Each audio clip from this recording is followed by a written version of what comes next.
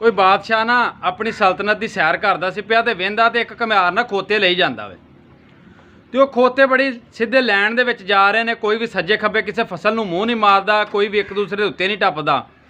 बादशाह ने घमियार नूं आख्या भी ये की हिसाब किताब है जिहड़े तेरे एडे ही फरमा बरदार ने, जो तू आना वही करदे, जिथे तू आना रुक जाते हैं। उन्हें कहा बादशाह सलामत मेरा असूल है कि अगर इन्हां चों कोई एक दूसरे नाल ज्यादती करे तो उन्होंने मैं सज़ा देना, बाहर भी कोई गलत करे तो उन्होंने सज़ा देना, मैं पूरा इन्हां दे अंदर इंसाफ करना। मैं तां करके इस तरह हो रहा।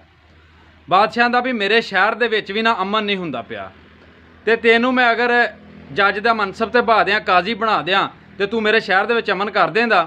वो घमियार आंदा बादशाह सलामत कोशिश करांदा कि अमन हो जाए तेरी सल्तनत के अंदर। बादशाह ने भी उसकी गल ते अमल किया। बादशाह ने भी इस तरह किया कि उन्होंने ना बहा दिता काजी के मनसब से। वो बह गया। पहले दिन वो चोर का फैसला आ गया। उन्हें आख्या इस चोर के दोवें हत्थ मेरे वेंद्या ला दो। वो जोड़ा जलाद सी ना वो लागे होया घमियार के कन्न च आंदा, जरा सरगोशी की भी ये जोड़ा बंदा ने खास वजीर का खास बंदा वे तो थोड़ा जिहा हत्थ हौला कर दिओ। उन्हें आख्या नहीं मेरा हुक्म है, हत्थ ला दो। उन्हें चनू वजीर लागे आन के आंदा भी काजी साहब ये बंदा जोड़ा ना मेरा अपना है। दोबारा उस घमियार ने हुक्म दिता। उन्हें आख्या जोड़ा आ वजीर है ना सिफारशी, इसकी जबान कट दिओ, जिन्हें चोरी की वो हत्थ ला दिओ। हुण तो गांह तो भी मेरे मुल्क के विच उन्हें कहा यह कानून चलना है कि जोड़ा सिफारिश करना आवे किसी की उसकी जबान ला दिओ, चोर के हत्थ कट दिओ।